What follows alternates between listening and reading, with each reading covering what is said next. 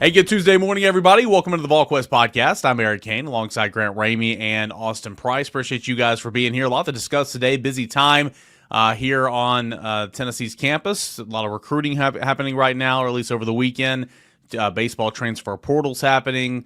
Tennessee football's working out. Their basketball is on the court right now and all that and more. So we're going to discuss a lot of those topics here this morning on the Tuesday podcast. We'll start with the recruiting talk about, I don't know, AP, how many, 17, 18 guys here over the weekend? Yeah, high teens, and set up to be up in the low 20s, but then you had a couple of defectors of guys that either flipped, like Tyron Evans, or players that committed elsewhere. And so Tennessee, I thought, had a really solid weekend. No initial commits coming out of it, but I do think there'll be some commits that come out of this weekend. Who do you think Tennessee moved the needle with the most, I guess, if you're going to pick anybody? It feels like, for me, and again, you would know much more, but it feels like Braden Rouse had a really good weekend. He called this his best Tennessee visit, and obviously he's been to Tennessee so many times over the last year. Absolutely, Eric. I thought Tennessee did a really nice job there. It feels like, to me, again, everything I say is just my opinion, just based off talking to people, talking to those kids. It feels like, to me, Tennessee is set up to have a good little early July with some of these kids. Rouse is one of them. Now, could Texas swing back in here after the dead period starts and make another play? Absolutely. But it feels like right now Tennessee is trending for Braden Rouse. They're also, in my opinion, based off, just talking to people, feels like they're trending for Joel Combe, his teammate. That one to me is not as locked in as Rouse is. And Rouse has not told Tennessee he's in. I'm just telling you, just the feeling that most people have in talking to him and people around him. It feels like that Tennessee's trending there. It feels like they're doing a nice job with Joel Combe, the safety from there in Kale. Good kids, measuring at 6'2", a little less than 200 pounds, which is a good size when you're still in high school and you have a year of high school left and you're not in the weight room and the nutrition program. I thought they had a really good weekend there. I thought they did a nice job with Hezekiah Harris. I don't expect him to do anything. I expect him to take visits this fall. Probably still remain committed to Auburn. His brother went to Auburn a year ago. We'll see if that lasts long term. I'm not sure it does. And so, do they, are they more strategic in the thinking process here and the thought process here for, Hezekiah Harris? Does he take that one all the way to December? That's the feeling I got when he left campus on Sunday. A really talented, measured in at 6'5", really good-looking kid. Coach Chop's been on that one for a while, and we'll see where things go from there. Everybody wants to talk about Savion Hyder, so I don't want to keep burying the lead too much, but Savion does not talk. He does not do interviews. He elects not to do so. He doesn't want anything out there. That's why when people report on him, he's so quick to go to Twitter. I never said this. I never said that. And so it's funny. Problem is, I think, most people realize that agents talk and all of that, and that's where a lot of that chatter comes from. Savion is Tennessee, Michigan, has been Tennessee, Michigan for several months. It remains that. Both sides have some optimism here, and so we'll see where this thing goes. To me, the biggest question for Savion Hyder is, when does he do something? Because there's a notion out there that he wants to see both teams play some games in September. Well, if that's the case, this thing's going to go for a while, because we got all of July and all of August. Everybody a year ago was, from a recruiting standpoint, was at their wits' end with David Sanders when he went in August.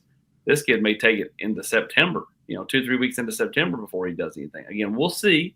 He could change his mind next week and decide to pull the trigger. But the notion out there that's being floated out is he's going to take his time, kind of like potentially Tristan Keys. He's went back to LSU this weekend.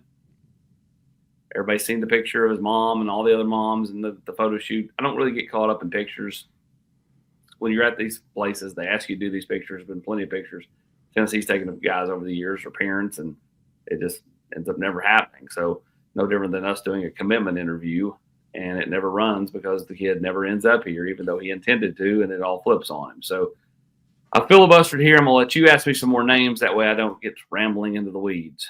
Hang on. I got one. All that information means nothing without percentages. We need percentages. Yeah, well. Rouse, I'll go 65%. You understand, I probably felt more confident than that, but we get too high. Combe, I'll go 59%. We're not getting 59 point something. Hyder, I will go 50-50. I think it's really split. I really do. I think Tennessee's done as good a job as they could do. I don't think they can do any better than they have done to this point. Clearly, he's not as confident, Grant, if he's not giving us a point something. So, I know. It's specific here. AP, I'm the same way with Hezekiah Harris. I mean, I pulled the quotes and put it in the story for you guys, and I'm just like, I mean, it feels like he wants to be back on campus at Auburn. He wants to be back on campus at Tennessee. He wants to see them play. It feels like it felt like that one, at least from yesterday's, conversation with him. I feel like that one's going to go on a while. I mean, could be wrong, obviously, but said that he loves the family up here. He loves that Tennessee's made him a priority. I mean, he said a lot of the same things he said a couple of weeks ago when he was here, but that one certainly felt like, kind of like potentially higher. That one could go on a little bit. Yeah, absolutely. Again, he's been committed for a long time, but yet he's taken all these different visits, and Florida's one of them. Kid's got family in South Florida, moved up to North Alabama, several years ago. So this one isn't as tried and true. I think this one goes a while. I really do. And until he signs one way or the other, teams are going to keep swinging at Hezekiah Harris. Where does Tennessee stand with tight end commit Carson Sneed? Obviously been a lot of buzz last couple of weeks, last couple of months, really. Feels like he's going to, in a couple of weeks, kind of lock in what he's going to do, whether that's stick with Tennessee or go somewhere else. How do you think Tennessee did this weekend with Carson Sneed? I thought Tennessee had a really positive weekend with him. Obviously, there's been a lot of chatter. He went to the Florida visit. He went on the one-day visit to North Carolina, which is where his brother's at.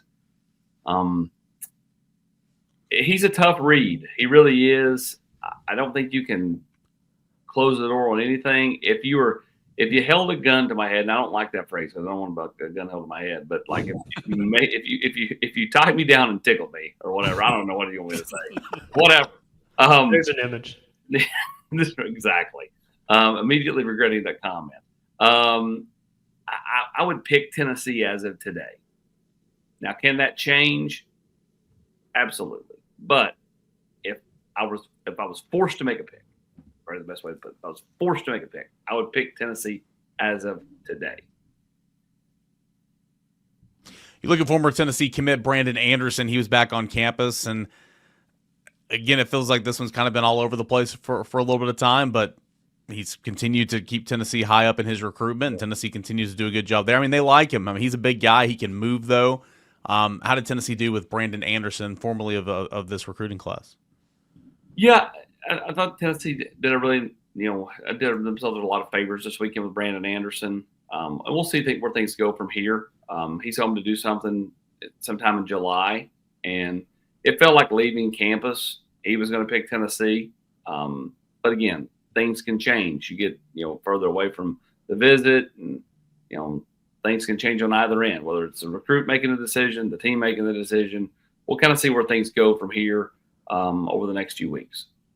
What's the Craig Tutt update? Craig, look at Grant hopping in there. He's like, I mean, Craig Tutt. I thought Tennessee was trailing coming into the weekend. I don't think they're trailing anymore. I'm not sure they're leading, but I think that they've at least pulled even, if not maybe a little ahead, but I think probably even with Ole Miss. The biggest question is kind of what does he want? Where does he see himself, with the deal? I think both schools are very comparable in NIL, splitting it in hairs. And then it boils down to where does he feel most comfortable? Who does he want to play for defensively? What is the school willing to let him do special teams wise versus not special teams wise? Is he just a strong or a free? Does he get to play some nickel? I don't see anybody playing him a corner, but it certainly feels like that one is just you're going to be really splitting hairs the next few weeks for the Tutt family as they try to figure out where they want to go. I do think that playing in state is something that is appealing to him, but is not an end all be all. Did Tennessee make a move with the IMG offensive lineman, Kola Jay? Brett Kola Jay. I thought Tennessee did make a move there, but like if you're again, I don't want to say they're last, but if you're fifth in a race and you make a move and you become third, you're still not first, right? I don't know like where Tennessee stands in his pecking order. I just know they did a nice job. Same thing with Celesi Moa. but when they get back home, where does it all shake out? There's some kids when they leave, you're like, that kid's going home. That's done. You don't have to think about it. A kid like Kola Jay, he's taken a lot of visits. He's been to Tennessee numerous times. He's been to a lot of schools numerous times. When he gets back home and he starts to talk it over with his family and they start weighing pros and cons, where does Tennessee shake out on that deal? I get they made a move this weekend, but did they make the ultimate move? I don't know that if they did. Kamari Blair, if we tied you down and put a feather to your foot.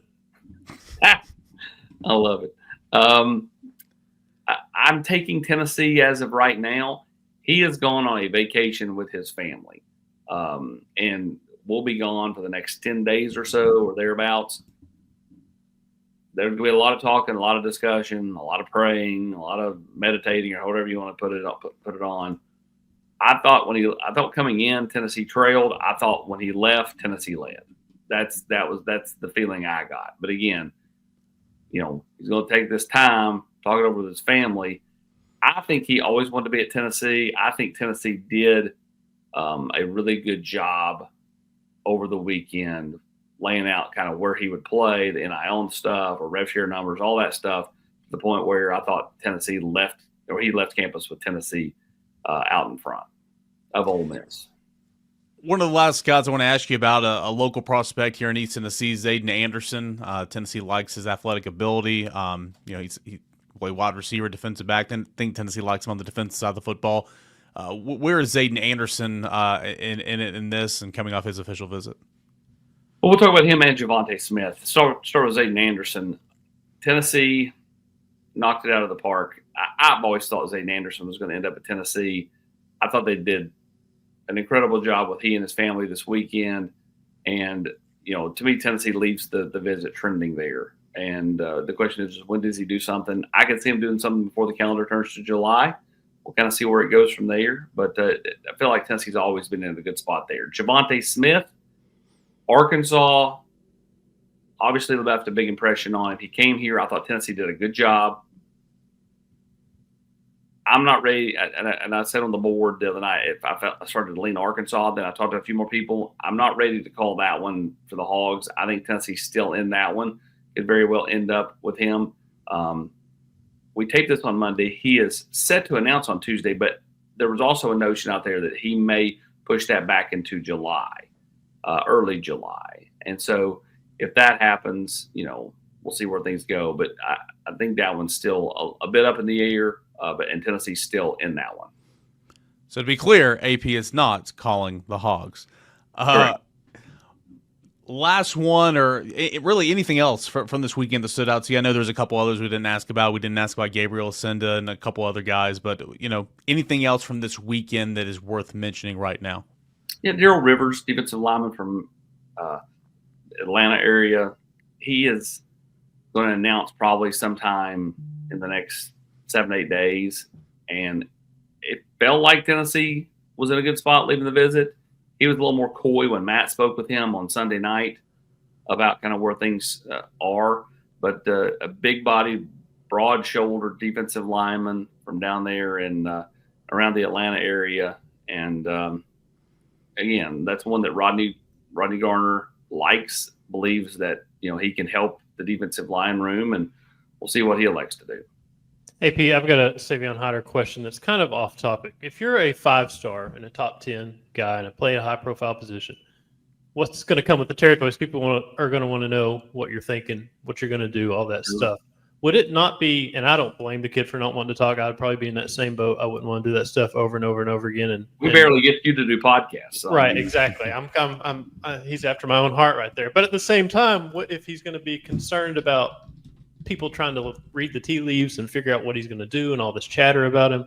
Wouldn't it be easier just to address it and talk and just not say anything when you talk? Yeah, I don't disagree with that. Talk and give them nothing. That's what Josh Heupel does most press. I was going to say, do the Josh Heupel. That's what you're going to learn in college from your sports information director, is to talk and really say nothing. Would that not be easier? Kind of control the narrative a little bit, I guess. Yeah, I agree, because you do. People, it's like I've always told kids when they're like, well, how would you announce you're announcing? And I'm like, I wouldn't.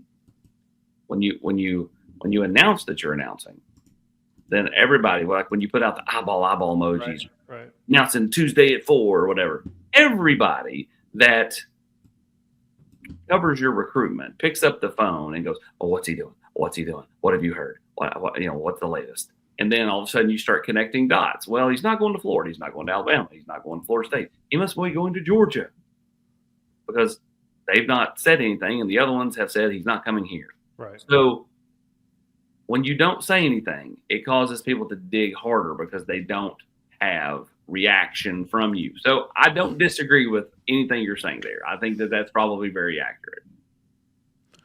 What now, AP? There's still another weekend here in the month of June. Tennessee's pretty much, kind of closing things down. But what's next in recruiting for the Volunteers? Well, we're into the dead period. It started at Sunday night at midnight. So no prospects can be back on campus with coaches. Now, I mean, voluntarily, you could drive. Tyreek King could drive over to campus, drive around, walk around, anything he wants to do. But he can't be over there in a building seeing coaches again until September 1st when things open back up. So it's a waiting game. Coaches get to continue to make calls and worry about recruits that may or may not end up with them while also trying to get a little bit of vacation time in their very hectic lives during the dead period. So they'll be in and out of the office. Some will go on weeks-long vacation and then be back in for some office hours, and while the other ones go out and vice versa. But a lot of them just working the phone. And if you're not working the phone, then somebody else is outworking you, and they will likely end up with the kids you want. So all coaches have to be very cognizant of working the phone, continuing to recruit. And if you've, like a Tristan Gibbons, Coach Chop, they'll let him breathe for a minute, and then he's going to be right back in there talking to the kid, talking to the mom. Hey, when can we get you here for a game this fall? We know you committed to Texas A&M, but, you were so close. Like, you don't really want to go to Texas A&M, do you? Like, you live in, down in the middle part of Georgia. Much easier just to come to Knoxville. So there's all kinds of different things that these coaches will be doing, recruiting players elsewhere, recruiting players that are still open, trying to hold on to players like a Carson Sneed, all over the next month. There is no open weekend in July. I was going to say, how big of a deal is that? I think it's good for coaches because now they can, when they come back from their vacations and they get back in the office, they can just turn their attention to their season. They don't have to worry about some nonsense barbecue that they're going to, have just to get recruits back in here to baby. A lot of times it's babysitting. Let's get them back here because if we get them back here, they're nowhere else. So then they're just babysitting a kid for the weekend to make sure he didn't go to Alabama or Vanderbilt or Ole Miss or wherever. So I think for them, it's a good thing. And, for prospects, it puts more pressure on the month of June. You don't have that, hey, if I didn't go in June, I could always just go in July. Can't go in July. No, it's closed. So you have to wait all the way till September if you want to get back on a campus and see a coach. Yep, first time it's been closed, right? It's that last week or whatever has been open, and there's been some type of function. Tennessee's held last couple weeks or last couple summers, so not the case this year. So we'll see what happens moving forward. Let's shift gears here, AP. Take the reins here. Tennessee baseball in the transfer portal. A couple of big splashes. They did make some big splashes, Eric, and Tony Vitello is just kind of flying under the radar, doing his thing, and been working the transfer portal really hard.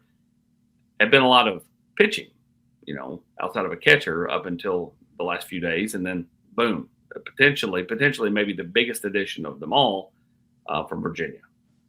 Yeah, we'll start there. Henry Ford. He entered the transfer portal when it opened. Of course, Virginia's coach left, and so a lot of those guys jumped in the portal. He being one of them. He has a draft. Have we nicknamed him Model T yet? I've seen that a few times on the board. Yes. Hopefully he can manufacture some runs in the Tennessee offense next year. Saw that one. That one made me giggle. I thought that was funny. Hoping he can explore the outfield stands with home runs. Tony Vitello's built a real assembly line here. There you go. That's a good one. Anywhere you look, he's a top 5 prospect in the portal. On3 has him as the number 1 ranked transfer. He's a good one. Draft eligible sophomore. Okay, so he is one to absolutely watch in the Major League Baseball draft. Do some more digging, try to find out not what his number is, but just try to find out what his plan is. Everybody's going to go in the draft in his situation. They're going to have a plan. I need to have this, X amount of dollars for me to go, or I'm going to college. And he's got some leverage now, obviously, because he's going to go play at Tennessee, but he has even more leverage, again, because he's a draft-eligible sophomore. Juniors, you got to go now, because if you come back and play college and then go into the draft after your senior year, you have no leverage. He has a little bit more of additional leverage, but really, really good player. Major League Baseball prospect by MLB Pipeline, number 73, number 70 by Baseball America. So, again, one to watch, but a freshman All-American in 2024 by 3 different publications. He was a second-team All-ACC guy this past year. This past season, 362 average, 11 home runs, 46 RBI, 42 runs, 9 doubles, played in 50 games. Again, he hit more home runs, 17 home runs, 69 RBI, and a 336 average as a freshman. I mean, a guy that is really, really good at the plate, right? And he can play first base. He can play outfield. This is a guy that, Tennessee kind of set its sights on initially, brought him in there on a visit, and Tennessee had to battle Mississippi State, obviously, and Texas, and Tennessee won out over his recruitment this past week. And he actually committed to Tennessee late last week, and we were kind of on commitment watch all weekend long. So this is a big deal, Grant. If Tennessee can get Henry Ford to campus, whew, I mean, that lineup got really, really deep, and it's already going to be good regardless if he's in it or not, but that lineup just got more dangerous. How does that addition start to kind of compare this transfer class to past groups? Is it still too early to kind of still too formative or whatever to compare it? Because obviously they've had some crazy talent. I mean, this time a year ago, that last cycle was some crazy talent. But how does that addition kind of compare this group to past groups? Well, it adds a big punch to it for sure, and it's different. I mean, Tennessee's not done. They need a left-handed pitcher and an infielder badly. And so I expect Tennessee to bring in, before this is all said and done, a left-handed pitcher and an infielder. And there'll be some more names that pop up, I'm sure. But no, it adds a little bit more punch to it. Tennessee's got more already than you had last year. And Tony kind of referenced that in Arkansas. He's like, we got such a late start because we were in Omaha until June the 25th. We got such a late start that we only had 4 guys. Now, those 4 guys were good. Yeah, 4 for 4. Yeah, I mean, check. You did your work, but Andrew Fisher was a power hitter, right? But Andrew Fisher was not a guy that got on base every single game. He was not an average guy. He was not a defensive guy, and he turned into a really good first baseman. So he developed here. Liam Doyle, he was a weekend starter in the SEC, so it's not nothing, but Liam Doyle at Ole Miss was not Liam Doyle at Tennessee. He wasn't a freak show. No, Q got a hold of him. Frank Anderson got a hold of him, and he turned into an animal. And so, I mean, it was good hauls, but I mean, what they did when they got to Tennessee, you credit the players because they got to work. And Gavin Keelan was the huge big splash last summer, and obviously that turned out really, really well. So last year was all about quality. This year, I think that you're starting to see. I mean, there's already some good quality in this class, but it's more quantity, and you're just going to add to it. But Henry Ford is the headliner so far to go along with a lot of good additions that I think they've already gotten, and of course they got another one as well yesterday. What are you most impressed by out of these additions? When you look at the scope of it all, as you referenced, only 4 years ago, much more to this point this year. What impresses you the most? Well, I think versatility. I think Tennessee is obviously, even with some of the targets, the guys they found on campus, some of the names being linked to Tennessee, they're going after guys who get on base a ton. Contact.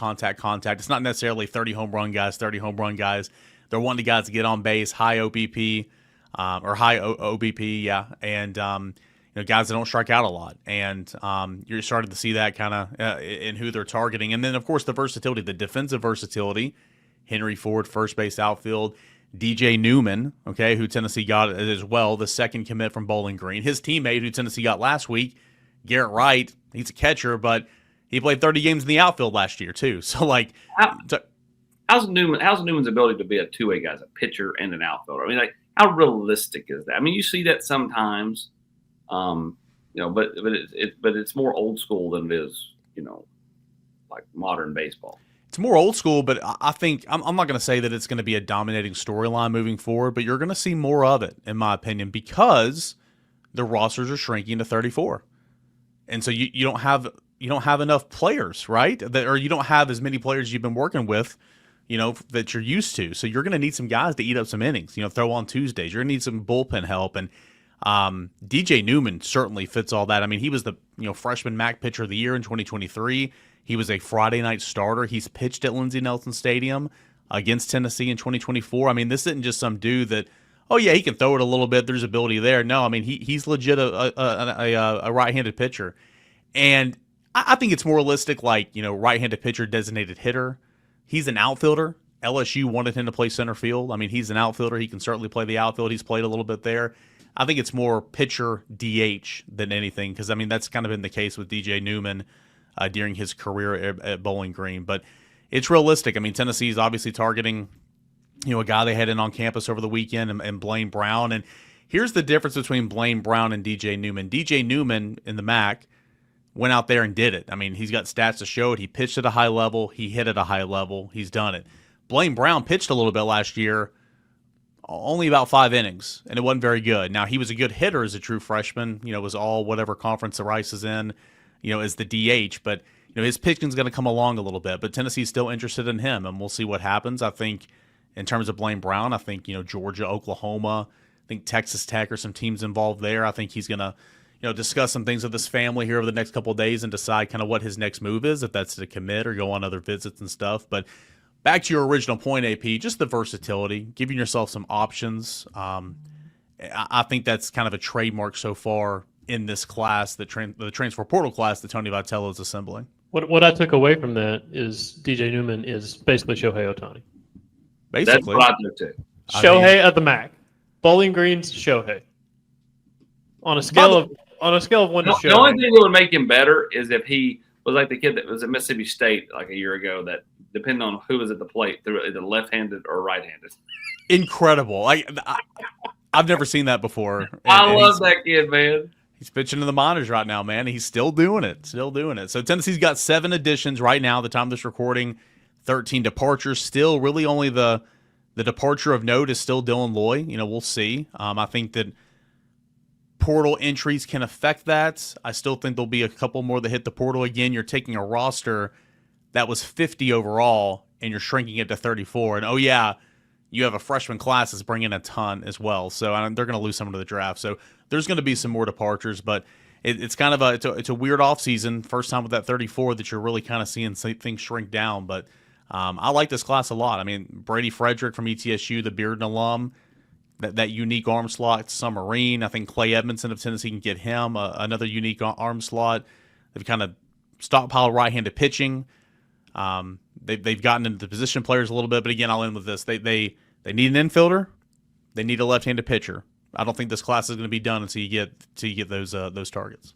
Who are they going to get? Tell me the percentages. What do you got? Yeah, percentages, specific percentages. We'll see. I'm not a veteran like AP. I can't do percentages. That's AP's thing. That's AP's thing. I don't want to take it away from him. That's true. Your state-run media. You guys have anything else on baseball? Don't let you give the name. No.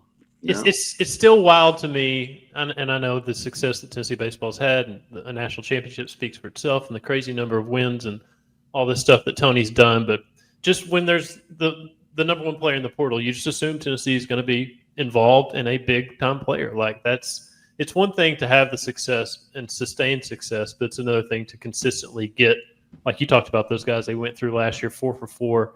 They didn't add quantity, they added elite quality, but it's just like year over year, the number one guy in the portal, Tennessee's probably going to be involved, and Tony's probably got a pretty good shot to get it. It's crazy. Yeah, I mean, it's incredible. Like, you look at Texas, LSU, Arkansas, Tennessee. Right. I mean, Florida's obviously in a lot of these as well, but, those are the teams that doesn't matter who you are. If you're in the portal, they pick up the phone, they're going to answer. You're immediately in the middle of that running, for sure. And that's, Tennessee's, everybody keeps asking about the California infielder, Jaron Avancula.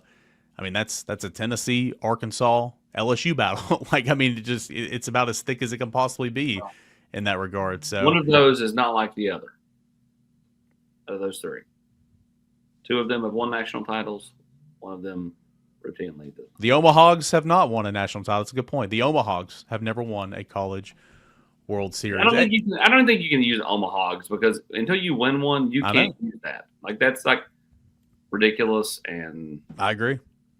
Also, speaking of ridiculous, I know this is a Tennessee podcast. What did you guys think about that Coastal coach getting kicked out of the first trash. I thought it was trash. Yeah. I thought the official that tripped over the other official and fell and then got up and was running the 2-game suspension. You could just see him doing this number. Like, sit down, shut up. You're part of the problem. Like listen, the home plate ump ran the guy too quick.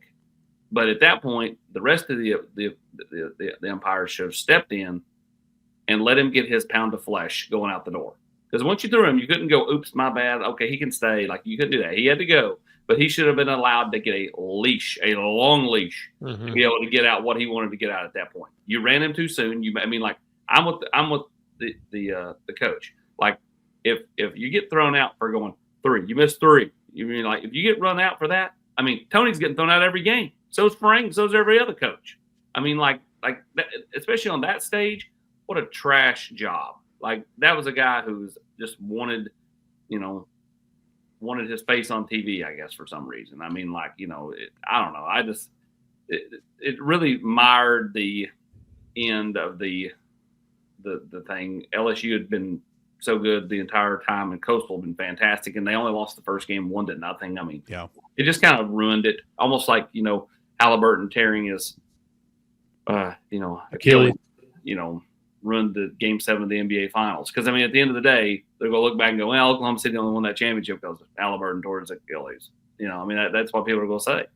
Yeah, I mean, LSU was going to win the series, in my opinion, no doubt. But, I mean, the story, in my opinion, is not LSU winning second in 3 years or whatever it is. It's the umpire show. That's the story. And so it takes away from the whole thing. I mean, it's absolutely. I mean, Jeff Head wasn't even on that crew yesterday, and that was a win for college baseball, man. We were celebrating going into the day. That was incredible. Yet these guys had to step up and make it a clown show. Grant, I mean, it was hard to watch. It was pathetic. I mean, yeah, look at him.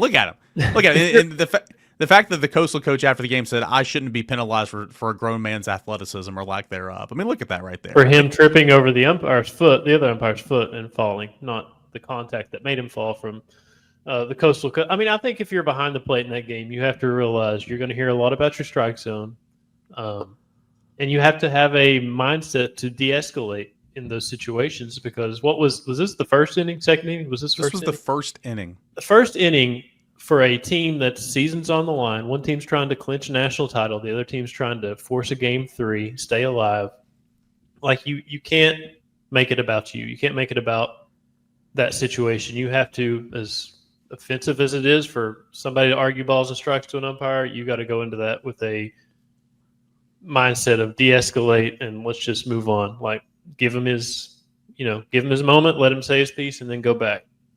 But it is what it is. It's college officiating. It's across all sports. It's substandard, and I don't know what you do to fix it. There's a lot more. It's a lot easier to complain about it than to offer solutions on how to fix it. But I think in that specific instance, you get, like AP said, longer leash for that guy and let him say his piece and go on. And if I'm not mistaken, and I know we'll move on again, this is a Tennessee podcast, but if I'm not mistaken, he was previously warned, but he didn't hear it. And so that was kind of the issue there. And he was saying in his post-game press conference, like, there's 25,000 fans here. Right. Evidently, I was warned a couple of pitches earlier. I didn't hear it. Like, I've sat through enough college baseball games and watched enough baseball in my life. If somebody gets warned, the umpire goes out, points, notepad, points to the – I mean, it is obvious that somebody got warned. The only time it's never been obvious was when they kicked Liam Doyle out of that Auburn game at Lindsey Nelson Stadium earlier this year. Nobody knew what happened. But, like, it is completely obvious. So, like, the fact that he didn't know that he was already warned, too, is an issue. I mean, again, it was just a complete clown show, and it's unfortunate. I don't want to give LSU any spotlight, obviously, but they did win the national championship. It's kind of taken away from them. But nonetheless. Last thing, Grant, you were gone last week just doing whatever. I guess, vacations. Vacation. So selfish. So selfish. Tennessee basketball announced the SEC announced the league games for the 2025-2026 season. Tennessee and Alabama doing a home and home again after taking a 1-year hiatus, I believe. What do you think about the league schedule for the Volunteers? It's kind of like the football version, where it's kind of there wasn't much news to it because it's just flipped from the previous season's opponents, all the same opponents, just different locations, home and away. And then obviously that Alabama home and home replaces that Florida home and home from last year's schedule. So Tennessee will go to Gainesville next season in basketball, but Florida won't come to Knoxville. Alabama and Tennessee, obviously, the SEC loves that matchup and the drama and all that stuff, the opposing styles and what those games have been like the last few seasons during the Nate Oates and Rick Barnes eras. So that's not surprising.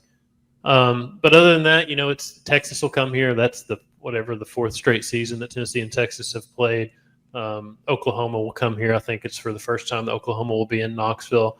And then you have Kentucky and Vanderbilt, the standard home and homes that you're going to have every year. It's always tough going to Arkansas. It's always tough going to Mississippi State. It's tough going to Missouri. I mean, there's not a lot of easy places to play on the road in this league.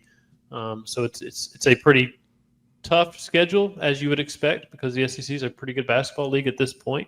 But it was kind of boring in terms of it's just the same opponents. It's just flipped locations. I mean, they're going to have, I believe, Illinois in Nashville. I can't remember if I'm mistaken that one. I think that's correct next season. What are the other ones? They're going to play 3 in Vegas. That's going to be announced at some point, I think, relatively soon. You're going to get that field is loaded. I think there's like 18 teams. You're guaranteed 3 games over 3 or 4 days at the MGM Grand, so that'll be something to watch. But slowly but surely, the schedule's kind of being pieced together. A lot going on right now. Volquest.com will keep you up to date on everything happening. Tennessee football recruiting. Official visits for the month of June have come and gone. What's next? Could there be a run in commits in the month of July? We'll have you covered for you right here at Volquest.com. Transfer portal. Tennessee baseball. Tony Vitello has already added 7. Not done. Again, mentioned left-handed pitching. I mentioned infielder. Obviously, Landon Mack, the right-handed pitcher from Rutgers. Tennessee very, very much wants him to kind of headline their starting rotation. We'll continue to drop notes and talk about it on the General's Quarters throughout the rest of the transfer portal season. MLB draft coming up next month. How's that going to affect this roster? Fall camp, coming up in just a couple of weeks. All that and more is happening over at VolQuest.com. We're talking about it. If you're watching us right now, thank you. Appreciate you. If you're listening to us, thank you. But if you're not a member of VolQuest.com, just the tip of the iceberg. Daily conversations and nuggets over on the General's Quarters. You can join us for $1 for your first week. $1 for your first week over at VolQuest.com today. Appreciate you guys for joining us. For Austin Price, Grant Ramey, I'm Eric Kane here on the VolQuest Podcast. We'll talk to you again on Thursday for the Mailbag Podcast.